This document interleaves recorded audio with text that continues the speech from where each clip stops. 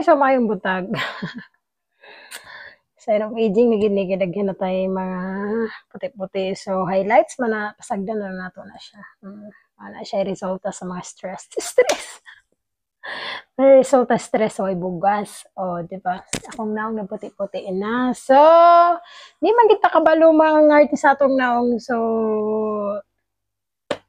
nga na gid ang naong kay di ko kabalo mag-arte-arte sa una pag yun. So akong sister-in-law sig panghatag sa akong mga ingon ani. So makabutang ra pud ko galing ani pag makadumdum ko. Naghatag pud siya sa akong feeling lotion sa dihang mahadlo ko kay ting-init na ra ba. Pero magbutang ko ani kay para grabe na igagard. So magbutang ko karon. Naalam ko istorya sa inyo gamay mentras nagbutang ko bahalak ng puti-puti na akong naong or sa inyong istorya. Kadumdum mo, nag-post ko sa akong profile nga Gloria Palaran. Sa akong naong kato isa kadlaw mo to. Napuwa ako, yung kupuwa ako, akong tamsi, kipuwa akong Simon. Sa dihang naabalay na suko.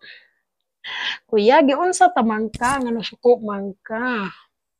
Saon man kuya nga, di man kita kabalo, ani mga artist atong kaugalingon. So, maunang tagsara gali ko mag-post akong naong nga napula ang simod masuko pa jud ka now but sana up ni or down ay up kay nasa now kung down nasa tail ana siya so tagsara gali ko mag-post akong naong so pasensya na sa akong kuko kay taga bukid magid tainganin bisag unsa og hinlo mao gid na gid siya itong sa mga kilid-kilid kay dili man ta hilig mapayahe magpa-manicure kay yan sa bukid. So, ang atong manicure sayang ra iguna, ilaba, ibuga sa plato, ibahog manok. So, ingana ra siya.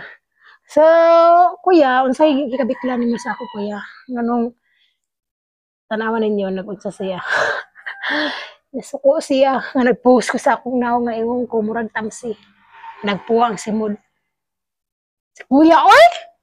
Regalo na lang nasa ako, be kanang pag-post ko pa nagsanga naka kuha og simod kay tagsara ba yan ako ya makabutang ra ba ako ana og makaadtog syudad kuya unya masuko pa gyud ka ay nagkasuko di ako ya migo na to ano sa man ka di ba ko pala away kuya pala amigo ba ako ay pagkasuko dira no mora to so man naman tagbutang sa tong na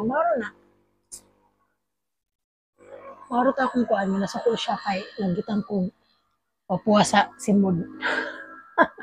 God bless kuya. Peace be with you.